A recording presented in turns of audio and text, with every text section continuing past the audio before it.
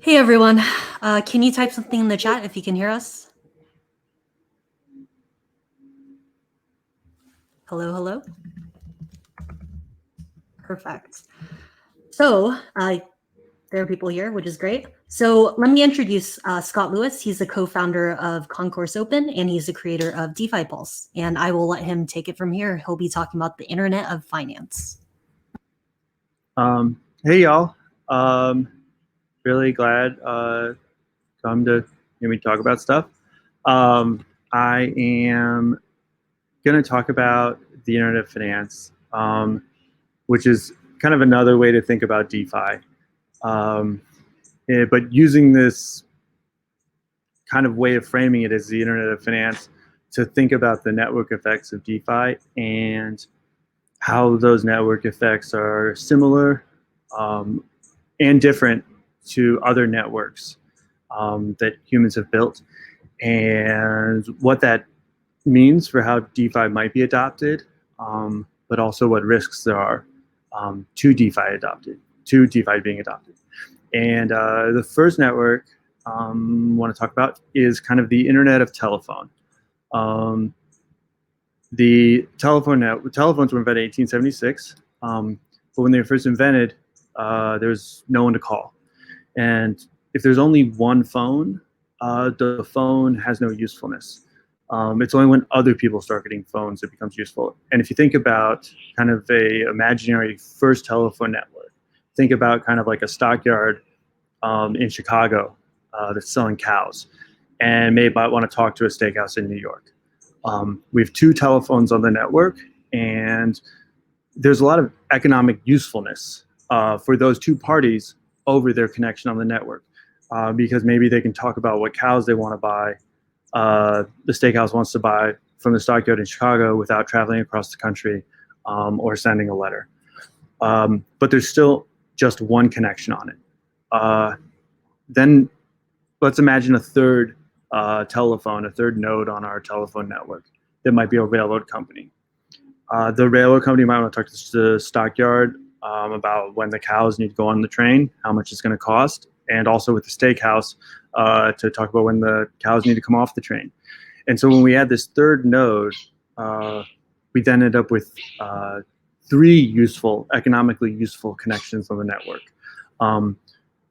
which is, and then let's think about adding a fourth node, maybe a tannery in New York. The tannery might want to split the cow with the steakhouse. They might also want to know from the railroad company when the cows get off the train, and they might also want to talk to the stockyard in Chicago about buying it. And now we can kind of see like how the economic usefulness of these telephone connections can grow, because when we add this fourth node, our useful connections on the network go from 3 to 6, which is 4 minus 1. And this kind of like this n minus 1 of connections on the network being added continues as more telephones are added to the network.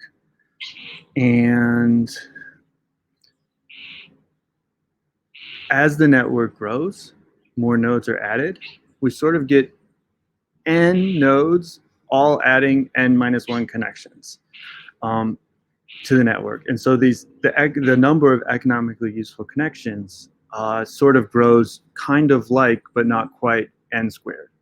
And in computer science, when there's something that's kind of like n squared, but not really n squared, that's called O n squared. Not really sure why, not a computer scientist. But the specific example of this usefulness of the network growing kind of on this O n squared type of way, that was called Medcast Law. And what that meant for the adoption of the telephone is the more people that had the telephone, the more you wanted a telephone. And as the sort of the adoption of telephones grew, starting at 0 in 1875, up to, and I'm just going to use the US as an example, sort of like nearly full adoption around 1980 of telephones, a little over 100 years, it sort of became the case that everyone's just expected to have a phone and a phone number. And if you could afford to have a phone, you probably wanted one. And this like slow moving S curve, which probably seemed very fast at the time, but seems slow to us over the 100 years. It's pretty cool that this network kind of covered everyone, at least in the U.S. But then let's think about how that network compares to the Internet of Information. The Internet of Information is kind of like the telephone network because it does get more useful the more users that are on it. If you think about the Internet of Telephone, just having one app, a telephone, with two features, talking and listening, that's all you could do. If you wanted to do something else, you'd have to find another way. It didn't matter. If you wanted to share a photo with someone, it didn't matter whether you were both on the telephone network or not. With the internet, the more people that are on it, the internet did become more useful. If you think about email, a very close analog to telephone, the more people you can email and receive emails from, the more useful it gets. But the key difference on the internet is you could do more things. You could share your research with other people on the internet. You could share pictures with other people on the internet. You could brag about your new baby. You could start a blog. And now we tweet with everyone else on Twitter over the internet. And the difference was everyone on this N squared user network that was growing a value of its network with Medcast laws, it was sitting on top of a roster of apps. And that roster of apps was growing the usefulness and your reasons to be on the internet. And if we will take a step back and think about what is the extra usefulness of the internet contribute as far as growth, I have a couple pictures that I'm going to try to figure out how to share real quick.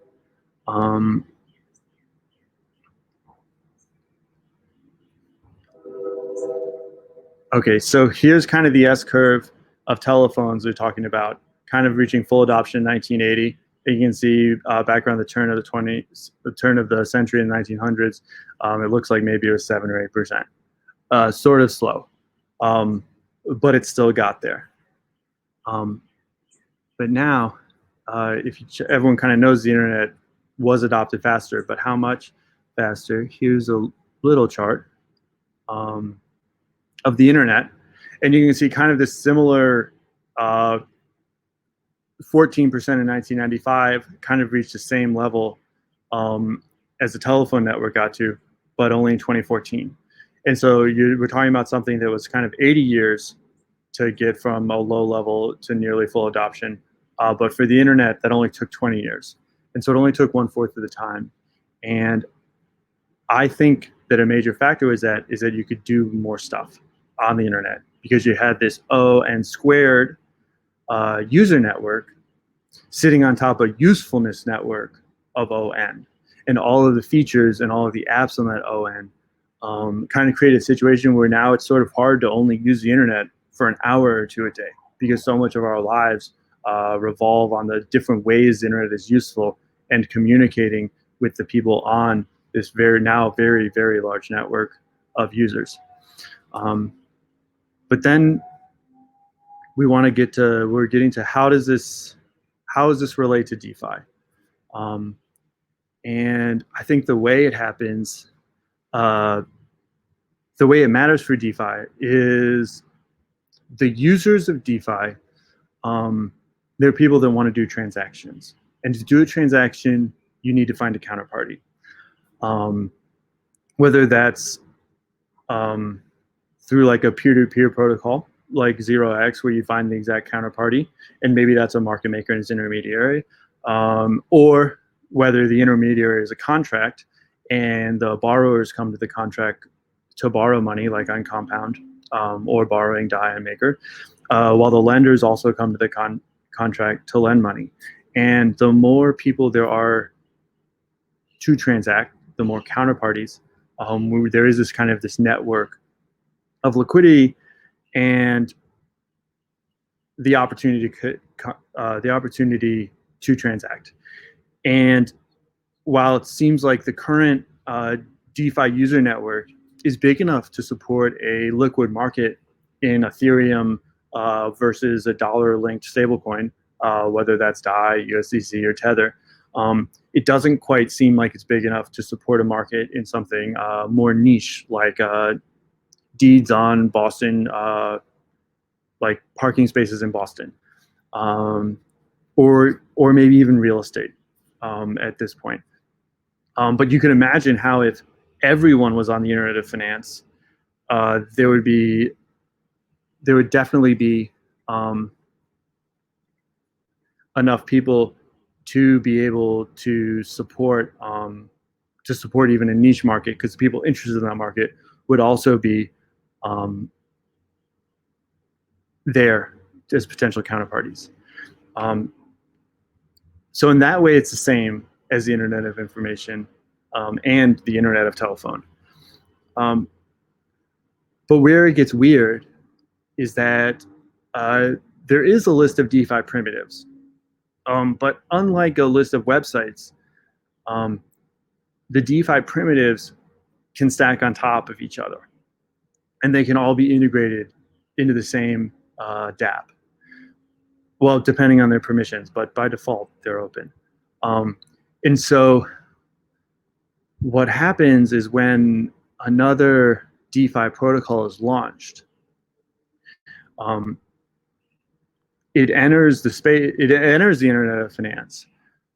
But for every new protocol that's launched, it's possible to pair that protocol with every other existing protocol. And so when you have Maker and you have DAI, Uniswap can launch and have an ETH-DAI market. And neither of those could exist, or the Uniswap ETH-DAI market obviously can't exist without Maker. And sort of as you get more and more primitives that can be built on, maybe those are DAO frameworks, Oracle services, different DEXs. You can construct new products, and then those new products can be integrated into the products of future builders. And since we have this same type of idea that every new money Lego, it's possible that it could link up with existing money Legos, the amount of like Legos, the different ways you can stack money Legos is also growing on an ON squared type of way. And so the Internet of Finance is unique because you have this ON squared users sitting on top of an ON squared network of functionality. And that's why I think we're seeing so many builders entering the space with new and cool products, and also why I see that trend is likely to accelerate in the future if things go well. I think there are I think there are risks, but first I want to just talk about a couple of cool examples of people building with DeFi Legos. One project I've worked a little with so far, and probably more in the future, is PiDAO.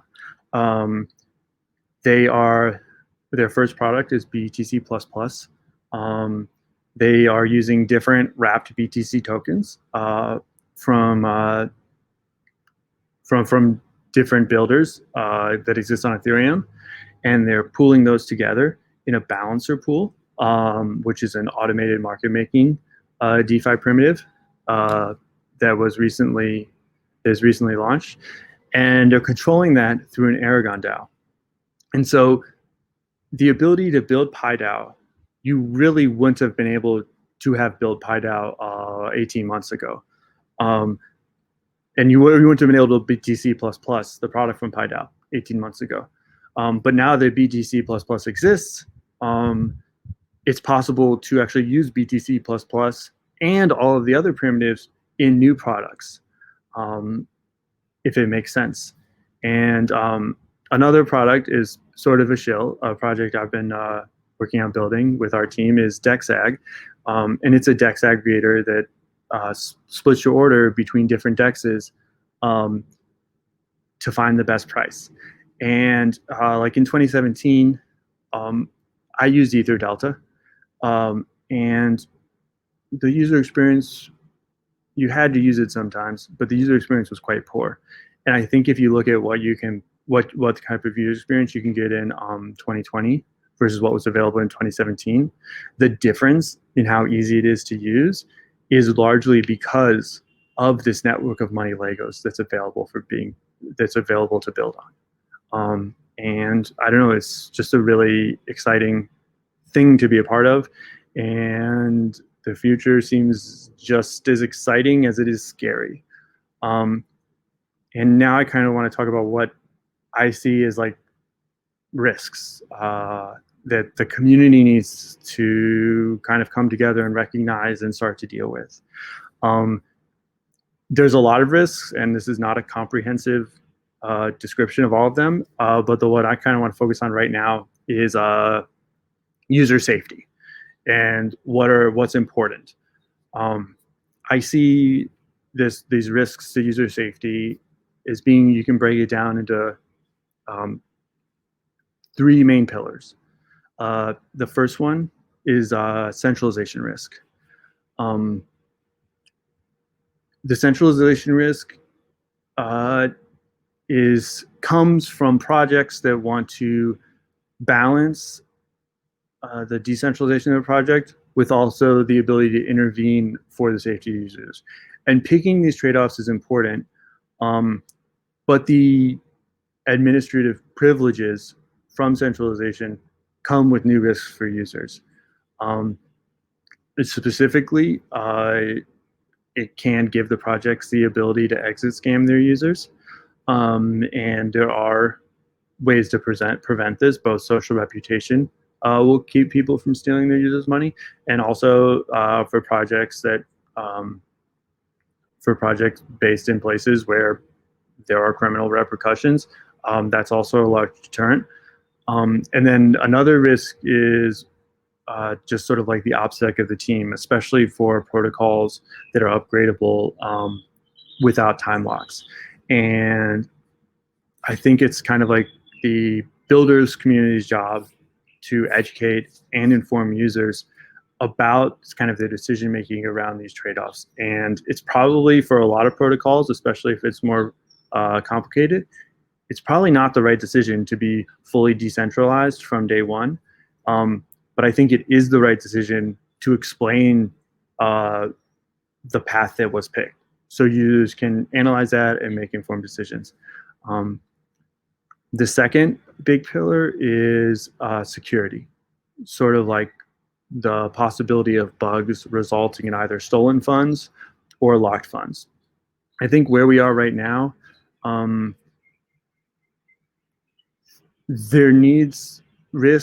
security risk needs to start being quantified. Relying on a simple, is it audited or not audited, can be troublesome because every audit is different from every other audit. The intensity of the contract looked at it, the experience of the auditors, and kind of having metrics so that projects can know how to improve how much improvement their efforts will probably have for their users, and then also for users to be able to appreciate projects that are safer. And a big part getting that point, in my opinion, is audit standardization. Right now, different auditors have different practices. And one thing that I would hope auditors can come together on for the benefit of all of DeFi and the users of DeFi is making standard the disclosure of how many engineering hours were spent on the audit. Some auditors are already doing this. Sometimes in audits you can't quite find this, but I think that should be a standard. The second standardization I'd like to see is that found bugs. The number of found bugs is always reported, and I would hope that there can be agreement on what is a critical bug, what is a high bug, what is a medium bug that are found in audits. And the third thing that I'm hoping to see is that auditors can kind of standardize and their outgoing opinion of the contracts they audited. I think right now auditors do include their comments about the audit, and for expert readers that read a lot of audits, you can read the tea leaves and figure out what the auditors are saying. But for maybe regular users that don't read a lot of audits, sometimes it's harder to understand. And I think that came up recently in the Trail of Bits code review on Hedgic. There was, I think in Trail of Bits' opinion, it was clear, they felt like they were making clear that there were some risks still associated in the code. But I think for people that didn't kind of understand audit speak, it might not have been clear. So I would really like auditors to kind of use plain language and possibly standardize what they say about audits when the audit's finished. So the projects can know whether they should really be doing some more audits to get it safer before it's released, but also so users can know, and those audits can be more easily quantified. Another area that I think is really important is scanning for new bugs. If you think about every bug in Ethereum was discovered at some point in time, and there'll probably be more bugs discovered before the heat death of the universe. And we saw recently the PBTC pool on Uniswap. There's a bug associated with the ERC 777 standard that was found and used to exploit that pool. And then a couple of days later, someone used that same bug in another hack.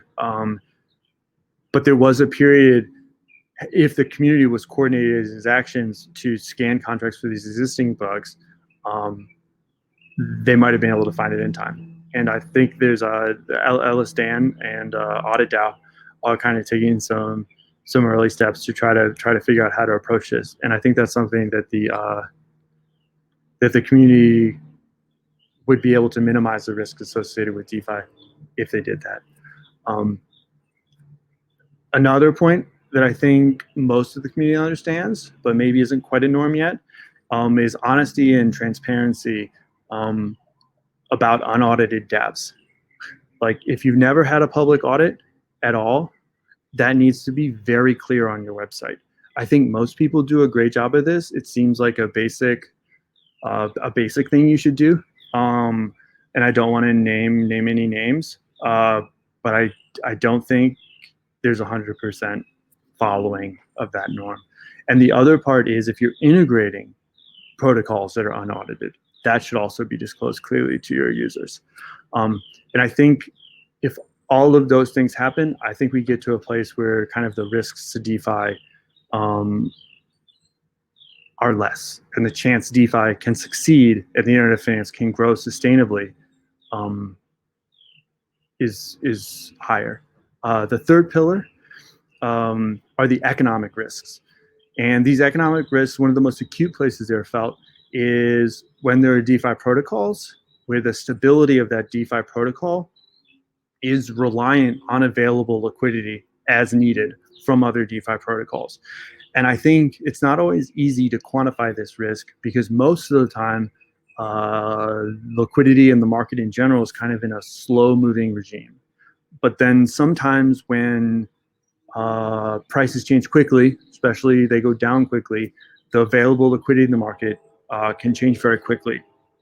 And it's not always apparent if the dApp's requirements for liquidity in an emergency, whether it's reasonable to expect that liquidity to be there. And I think one entity that's really been taking the lead on that is Gauntlet. I think if you read Gauntlet's economic audit of Compound, you can see a really professional approach to analyzing this problem of like, will the bids for the collateral for the collateral that's collateralizing the loans be there when you need them most? And I think this is something that's kind of crept up a bit on the DeFi community because it's only very recently that the activity on DeFi was big enough to reasonably stretch liquidity.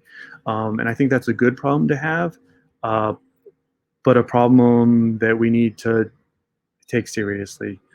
And I think that my feeling on DeFi right now is that kind of DeFi is on a precipice of accelerating growth, but also accelerating danger. And I think whether DeFi succeeds or not is based on whether the DeFi community can come together and collaborate to minimize the risks as they become apparent.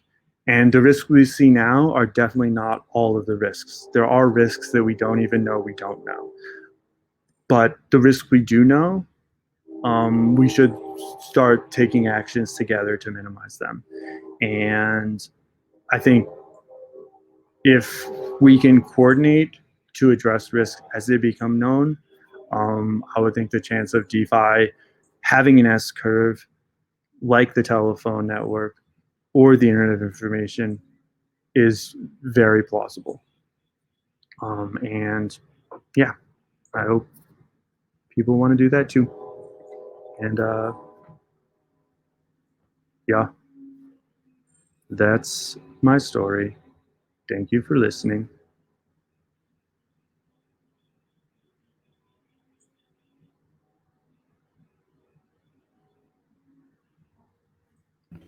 All right, guys, we can take one more question if there is one. If not, I will transition you to the next session. So last chance to ask questions.